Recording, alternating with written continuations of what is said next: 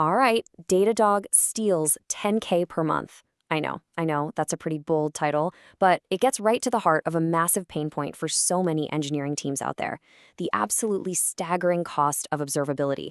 So today, we're going to break down exactly why those bills get so ridiculously high, and then we'll dive into a really powerful open source alternative that might just change the whole game for you. And this quote, wow, it just hits the nail on the head, doesn't it? You're doing everything right, you're scaling your app, you're trying to monitor its health, but your bills just keep climbing and climbing. It almost feels like you're getting penalized for your own success. So what's really going on here? How does this even happen?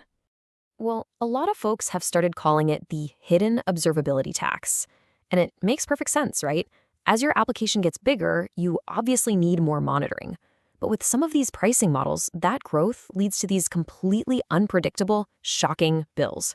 All of a sudden, your team is spending more time trying to manage the observability bill than actually building a great, reliable product. And that's just not right. So before we can talk about a solution, we really have to get our hands dirty and understand the problem. Let's actually deconstruct a Datadog bill. We're going to look at the specific, complex pricing levers that cause all this pain and make those costs just spiral out of control.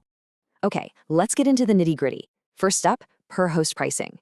In today's world of microservices and containers, you're probably spinning up tons of small hosts, right? Well, this model directly punishes you for that. It's basically a tax on modern architecture. Then you've got what I call the custom metric trap. If you're using the open standard OpenTelemetry to send your metrics, guess what? They get billed as expensive custom metrics. It's crazy. Oh, and logs, you get to pay for them twice. Once for ingestion, just getting them in the door, and then again for indexing so you can actually search them. And to top it all off, it's a cloud-only service, so if you want to self-host for more control over your data or costs, you can't. This quote from Pranay, one of the co-founders of SigNoz, it says it all. He's saying that people are literally changing their application architecture just to avoid a high bill from their monitoring tool. I mean, think about how wild that is. Your engineers should be designing systems for performance, for reliability, for your customers, not to game a vendor's pricing model. When that happens, you know something is fundamentally broken. So how do you get off this crazy expensive merry-go-round? The answer, my friends, is all about embracing an open standard. This is the escape hatch. This is how you break free from vendor lock-in and finally take back control over your data and, just as importantly, your budget. And that standard is called OpenTelemetry, or OTel for short. Now, if you take one thing away about OTel, let it be this. It's an open-source, vendor-neutral way to collect all your observability data.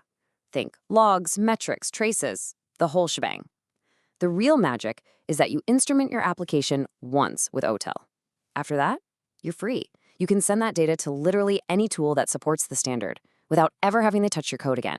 And this really lays out the two different worlds you can live in. On the left, you've got the proprietary agent. You're basically embedding that vendor's code deep into your entire stack. If you ever want to switch, good luck. It's a massive, painful project to rip it all out and start over. But on the right, with an OpenTelemetry-native tool like SigNoz, you're using a vendor-neutral standard. The backend becomes a plug-and-play decision. You can switch whenever you want, maybe even test out a new one. And you don't have to change a single line of your application code. It's true freedom. And all this freedom from lock-in leads to a totally new way of thinking. It's a model that's all about flexibility and control. Once you're not tied to a single vendor, you can finally choose a deployment option that actually makes sense for your company, whether you're optimizing for cost, for data compliance, or just for your team's workload. And SigNoz is a perfect example of this flexibility. You've got options for every scenario. You can go with SigNoz Cloud, that's the fully managed easy button. Or let's say you have really strict data residency rules. No problem.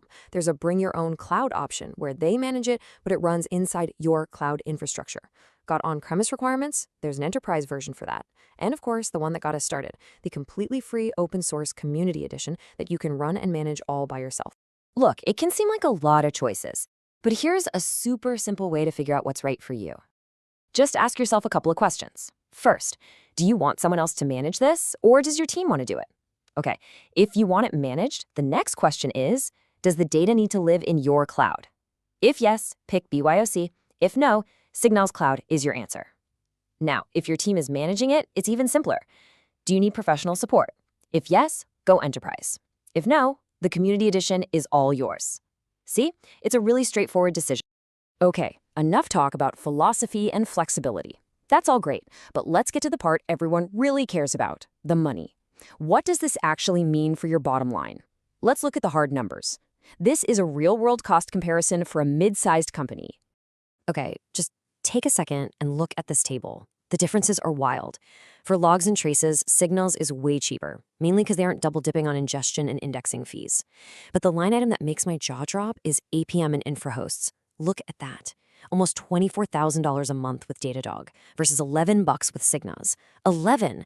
That's the direct result of getting rid of that punishing per host pricing. And remember that custom metric trap? $750 down to zero? That's what happens when you use an open standard. The total difference here is just, it's absolutely staggering. So what does that all add up to? A whopping 81% savings every single month. This isn't just about trimming a little off the top.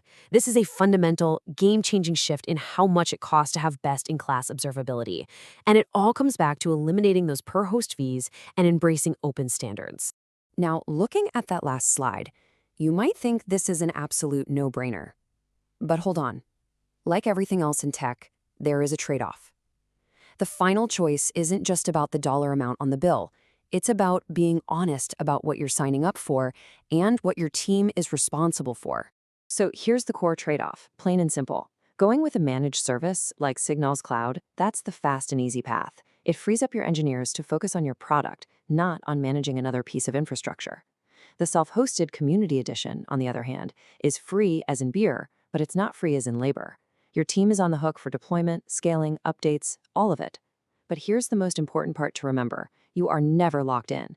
You can start with cloud and move to self-hosted later, or the other way around. The power of choice is always, always yours. Which really leaves us with a bigger question, one that goes way beyond just SigNoz versus Datadog. What kind of future do we want for our most essential development tools? Do we want a future that's open, built on community standards that give us, the users, all the power?